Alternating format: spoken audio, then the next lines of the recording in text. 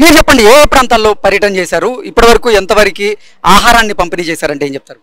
భవానీపురంలో 41, 40, 42 డివిజన్లలో పర్యటన చేసామండి. అక్కడ ఈరోజు ఉదయం అక్కడికి వెళ్తే చాలా మటుకు నీటి తగ్గింది, ఉధృతి తగ్గింది. ఒక ఏరియా మాత్రం ఇంకా ఇళ్లలో నీళ్లు అలానే ఉన్నాయి. కానీ అక్కడ ప్రజలు మాత్రం చాలా ధైర్యంగా ఉన్నారండి.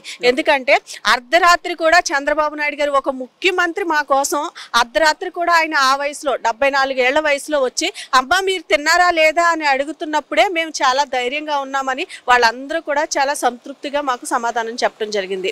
అంతేకాకుండా ఇంకా అసలు ఎప్పుడూ జరిగినటువంటి విషయం ఏంటంటే ఇలాంటి వరదలు ఇలాంటివి కలిగినప్పుడు ఆటోమేటిక్గా ఆ సహాయ చర్యలు ఏదో కొంతవరకు చేస్తారు, ఇది అవుతుంది. తర్వాత ఆ ఇల్లు క్లీన్ చేసుకోవటం అనేది చాలా పెద్ద పని అనమాట. ఎందుకంటే ఇళ్లల్లో కూడా 5-6 అడుగులు ఎత్తు నీళ్లు, మంచాలు అన్ని విరిగిపోయి అయిపోయిన పరిస్థితి. ఈ రోజు మన ముఖ్యమంత్రి చంద్రబాబు నాయుడు గారు ఒక ఫైర్ ఇంజన్స్ పంపించి ఇల్లు కూడా క్లీన్ చేసి చాలా ఇంత నీట్గా మాకు సర్ది పెట్టి వెళ్తున్నారని చెప్పి ఈ రోజు ప్రజలు మాత్రం చాలా హర్షం వ్యక్తం చేస్తున్నారండి. నిజంగా ఇదే టైంలో చంద్రబాబు నాయుడు గారు కాకుండా వేరే ఎవరైనా ఉండుంటే మా పరిస్థితి అగమ్య గోచరం అయిపోయి ఉండేది.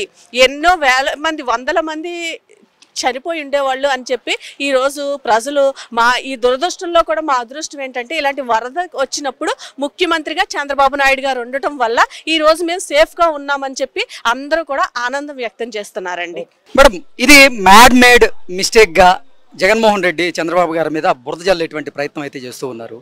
ఏంటి ఇది, దీన్ని ఎలా చూడొచ్చు అసలు?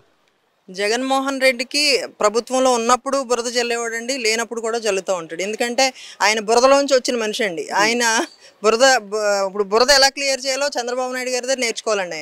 ఆయనకి రాదు కదా. పైపచ్చి మా పెద్ద ఆయన చేస్తుంటే చంద్రబాబు నాయుడు గారు పనితీరుని చూసి ఆయన ఏదో పేరు పెడదాం అనుకున్నారు. కానీ ప్రజలకు అందరికీ తెలుసు చంద్రబాబు నాయుడు గారు ఏం చేస్తారో ఏం చేయరో. ఈరోజు ఇలా ఉంది రాష్ట్రం అంటే ఈ వర్షాలకి బాబు గారు అర్ధరాత్రి కూడా వచ్చి బయటకు వచ్చి కుటుంబం అంతా కూడా వచ్చి పని చేయటం జరుగుతుంది. అలాగే ప్రతి ఒక్క నాయకుల్ని కూడా బయటికి రప్పించారు. మా నాయకులందరం కూడా కష్టపడి పనిచేస్తున్నాం. నేను కాకినాడ నుంచి వచ్చాను, ఇవిడ ఏలూరు నుంచి వచ్చారు. అలాగే ఓకే, అంటే మీ అందరూ కూడా ఇక్కడ వాళ్ళు కాదు, మాది ఉంగుటూరు కాన్స్టిట్యున్సీ అండి. ఉంగుటూరు, కాకినాడ. ఓకే మేడం, మీది?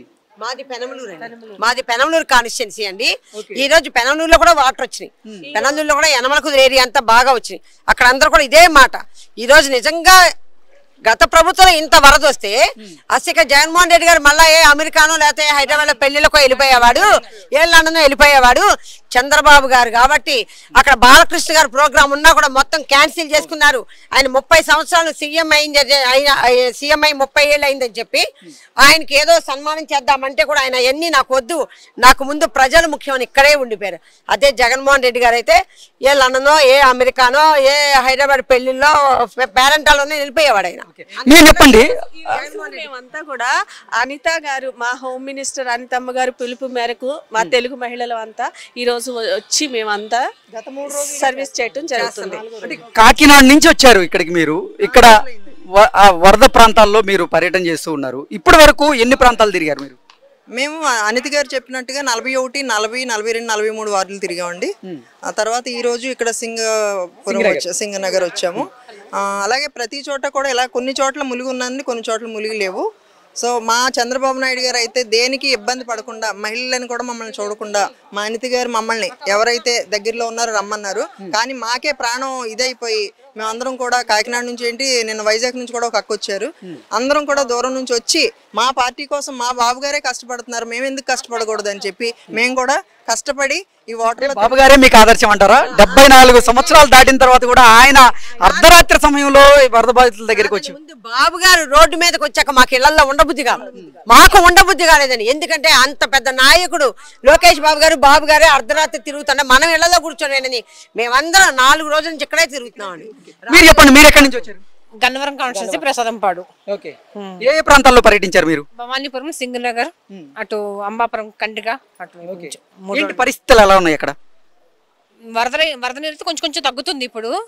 కానీ బాబు గారు కనీసం 2 గంటలు కూడా రెస్ట్ తీసుకోవట్లేదు. 5 రోజుల నుంచి, గత 5 రోజుల నుంచి ఆయన రోజుకి 2 గంటలు కూడా రెస్ట్ తీసుకోకుండా మొత్తం తిరుగుతా ఉంటే ఆయన చూసి మేమందరం ఇన్స్పైర్ అయ్యి మేము వచ్చేసాం అనమాట. ఇంకా మేము కూడా ఏదో ఒక హెల్ప్ చేయాలి అంత మనిషి చేస్తున్నప్పుడు మాకేంటి మేము ఎందుకు చేయలేమని చెప్పేసి మేము చేస్తున్నాం అనమాట.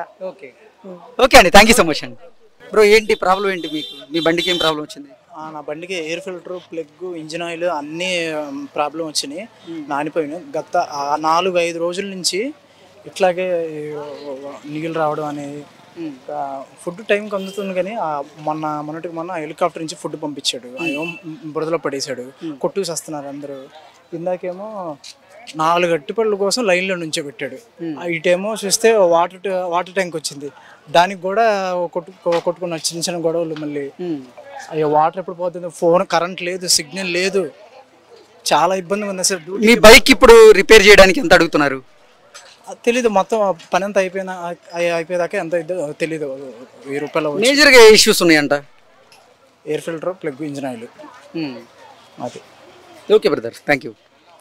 పెద్దయినా మీరు చెప్పండి, మీరేం బైక్? ఇది యాక్టివానా? మొత్తం లేకపోయింది, ఇవన్నీ ఊడదీసాము. ఏంటి ఈ పార్ట్ ఏంటి? Air filter, okay. ఆయిల్, ఏం ప్రాబ్లం వచ్చిందంట? మొత్తం తడిసిపోయింది, మొత్తం మునిగిపోయి 3 రోజులు ఉండిపోయి, కాగితాలు కూడా తడిసిపోయి మొత్తం ఏం పని చేయలేదు. ఇప్పుడు ఓడ తీసారు, ఒకటి బాగా చేస్తున్నారు. బాగా చేత ఉదయం అయితే 40 బళ్ళు వస్తూ ఒక్క బండి కూడా ఇప్పుడు అవట్లే. ఆయన అంత తినకుండా చేస్తున్నాడు. ఉదయం నుంచి ఆయన తినట్లా, ఆ టీ తాగుతూనే చేస్తున్నారు. ఏంటి ఎంతకైతే అవకాశం ఉందంట మీది? చెప్పారుగా మెకానిక్ గారు 5,000 అవుద్ది. చిన్న చిన్న ప్రాబ్లం బట్టి అంతే. అతడి నుంచి ఎంతమంది వచ్చారు ఇక్కడికి? ఏ 30-40 మంది వచ్చారు. 20-30-15 బళ్ళు 20 బళ్ళు ఉన్నాయి ఇక్కడ. తగ్గిన అందరూ రేపు తీసి రమ్మని పంపించారు. ఎక్కడ చేస్తాడు అసలు అక్కడ అది తక్కువలో చేస్తారు, అది తెలిసిన. సో మనం ఇక్కడ చూసుకున్నట్లయితే ఇప్పుడు మనం చూస్తున్న దాని ప్రకారమే జీ బ్లాక్ లో ఉన్నటువంటి ఒక 40 బండ్లు ఈ మెకానిక్ షాప్కి రావడం చూస్తున్నాం మనం. పొద్దుటి నుంచి కూడా వారు చేయలేక వేరే షాప్కి వెళ్ళామని కూడా వాళ్ళు చెప్తూ ఉన్నారు. లేదంటే రేపు రండి, ఇది అయిపోయిన తర్వాత మాత్రమే నేను చేయగలను అంటూ వారు కూడా చెప్తున్నట్లుగా మనకైతే వారు చెప్తూ ఉన్నారు. ప్రస్తుతం మనం చూసుకున్నట్లయితే మన కళ్ళ ముందే 30 బండ్లు అయితే ఉన్నాయి. 30 బండ్లు కూడా అన్నీ పూర్తిగా వరద నీరులో మునిగిపోవడం జరిగింది. వరద నీరులో మునిగిపోయిన తర్వాత ఈ బండ్లు స్టార్ట్ కాకే ఇబ్బంది ఉన్న నేపథ్యంలోనే వీటన్నింటినీ కూడా మెకానిక్ షాప్కి అయితే తీసుకొచ్చారు. ఈ మెకానిక్ షాప్లో కూడా వాటిని చూసి అసలు ఏం ప్రాబ్లం ఏంటి, అది సాల్వ్ అవుతుందా లేదా అనేది కూడా చెప్పేటువంటి ప్రయత్నం అయితే చేస్తూ ఉన్నారు. బెజవాడని వరదలు ముంచెత్తినటువంటి నేపథ్యంలోనే వరద ముంపు ప్రాంతాలు ఏవైతే ఉన్నాయో ఆయా ప్రాంతాల్లో ఇప్పుడు ఆంధ్రప్రదేశ్ ప్రభుత్వం అలాగే ఆంధ్రప్రదేశ్ ముఖ్యమంత్రి నారా చంద్రబాబు గారు సహాయక చర్యలు చేపట్టినటువంటి నేపథ్యంలోనే ఇప్పుడు ఇక్కడ అంటే వరద ఉధృతి తగ్గిన ప్రాంతాల్లో చూసుకున్నట్లయితే కొన్ని సమస్యలతో కొంతమంది ఇబ్బంది పడుతున్నారు. వాటిలో ప్రధానంగా చూసుకున్నట్లయితే బైకులు. మనం ఇక్కడ చూసుకున్నట్లయితే ద్విచక్ర వాహనాలు ఈ వరద వల్ల ద్విచక్ర వాహనాలన్నీ కూడా నీటిలో తడవడం వల్ల అవి చెడిపోయి ఈరోజు అందరూ కూడా ఇప్పుడు పెద్ద ఎత్తున బైకులతో మెకానిక్ షాప్కి తరలి వస్తున్నటువంటి దృశ్యాలను అయితే మనం చూడవచ్చు. ఇక్కడ చూసినట్లయితే ఎన్ని బైకులు ఉన్నాయో చూడండి. ఇది వాంబే కాలనీ. ఈ వాంబే కాలనీలోనే వరద వల్ల ఈ బైకులన్నీ కూడా తడిచి ఇవన్నీ కూడా పాడైపోయినటువంటి నేపథ్యంలో అవి రిపేర్ చేయించేందుకే పెద్ద ఎత్తున మెకానిక్ షాప్కి ఇక్కడ వరద బాధితులందరూ కూడా క్యూ కడుతూ ఉన్నారు. ఇప్పుడు మనం చూసుకున్నట్లయితే పెద్ద ఎత్తున ఇక్కడ ఈ వరదలో తడిచినటువంటి బైకుల్ని కూడా ఇక్కడికి తీసుకొచ్చి రిపేర్ చేసుకునేటువంటి ప్రక్రియ కూడా మనం చూస్తూ ఉన్నాం. అన్న రోజుకి ఎంతమంది వస్తున్నారు? రోజుకి 20 మంది వస్తున్నారండి. ఓకే, మేము చేయలేక కూడా పంపించేస్తున్నాం. బళ్ళు మొత్తం పూర్తిగా మునిగిపోయినాయి నీటిలో. బండికి ఒక్కొక్క దానికి ఎటు కాదన్నా సరే 6,000 నుంచి 7,000 అవుతుంది రిపేర్ కి. అంటే ప్రధానంగా ఏం రిపేర్ వస్తుంది? ప్లగ్గులు, ఇంజిన్ ఆయిల్, ఎయిర్ ఫిల్టర్, కార్బెట్ క్లీనింగ్ లో అవి వస్తున్నాయి. ఓకే, అది ఏ ప్రాంతాల నుంచి వస్తున్నాయి అన్న ఎక్కువగా మీ దగ్గరికి? మా అన్ని చుట్టుపక్కల మధుర నగరం, కండ్రిక, రాజనగరం, రాజేశ్వరిపేట, సింగ్ నగరం అక్కడి నుంచి వస్తున్నాయి. ఓకే, ఏ బైక్లు వస్తున్నాయి ఎక్కువగా? అన్ని రకాల బళ్ళు వస్తున్నాయి ఇక్కడికి. ఏంటి ఇంజిన్ ప్రాబ్లమ్స్ ఏమైనా ఉన్నాయా లేకపోతే? మునిగిపోయాయండి బళ్ళు మొత్తం, పూర్తిగా మునిగిపోయినాయి బళ్ళు. బండి గట్టిగా 6 నుంచి 7,000 దాకా రిపేర్ అవుతున్నాయి. అది అంటే రోజుకి 20 మంది పైన మీ దగ్గరికి వస్తున్నారు? 20-30 మంది వస్తున్నారు. మేము చేసినంత వరకు చేస్తున్నాం, మిగతా పంపించేస్తున్నాం. అది మేము అందుబాటులో ఉన్నామని ఇక్కడికి వస్తున్నారు. ఓకే, ఇది డబ్బులు కూడా తీసుకోకుండా అతి తక్కువ ధరకే ఇతను ఇప్పుడు రిపేర్లు చేస్తూ ఎంతో మందికి ఇక్కడ తన వంతుగా సహాయ సహకారాలు అందజేస్తున్నారంట ఈ మెకానిక్ గారు. ఇక్కడికి వచ్చినటువంటి వాహన చోదకులు కూడా మనతో ఉన్నారు, వాళ్ళతో మాట్లాడేటువంటి ప్రయత్నం చేద్దాం. మీరు చెప్పండి, ఏంటి మీ బైక్ ఏ ప్రాబ్లం వచ్చింది? టీవీఎస్ ఎక్సెల్ అండి నా బండి. ఇదే నా బండి. మొత్తం నెలలో మునిగిపోయింది. బండి స్టార్ట్ అవ్వట్లేదు. తీసుకొచ్చి చూపించాను. ఇంజన్లోకి వాటర్ వెళ్ళిపోయినాయి, మొత్తం స్ట్రక్ అయిపోయింది, మొత్తం ఎప్పదీయాలంటున్నారు. అది ఎప్పదీసి బాగు చేయాలంటే దగ్గర దగ్గర 7,000 నుంచి 8,000 దాకా బిల్లు అంటున్నారు. అలా పెట్టాను పక్కన, ఏం చేయాలో తెలియక.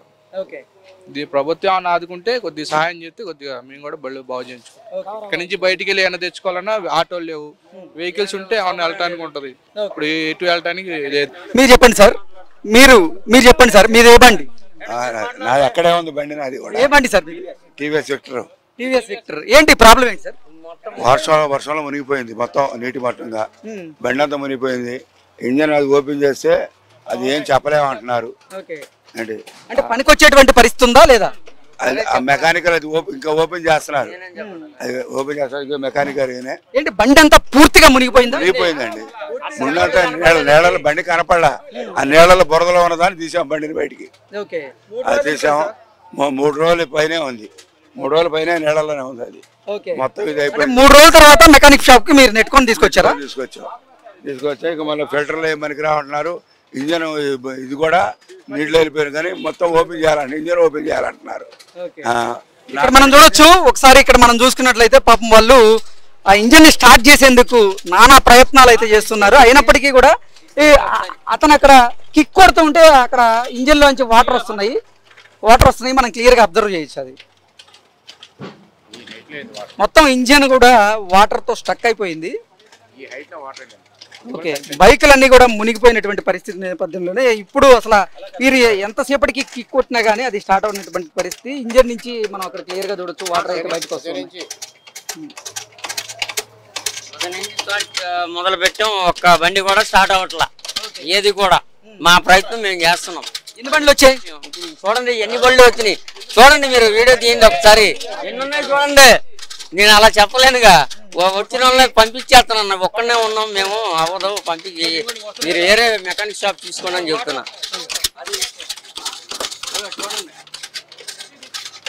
సీను గారు నేనేం మాట్లాడను, మొత్తం వాటరే సార్. అది మొత్తం ఇంజిన్ పూర్తిగా, ఇంజిన్ ఆయిల్ పావంతుంటే వాటర్ 300 ఉంది ఇంజిన్ లో. అది ప్రాబ్లం. ఎంత అవకాశం ఉంది? ఓపెన్ చేయండి తెలియదు, స్టార్ట్ చేయడానికి ట్రై చేస్తున్నాం. అవ్వకపోతే ఇంజిన్ డిస్పాల్ చేయాలి. అది 20,000 అన్నా అవుద్ది ఇంజిన్కి.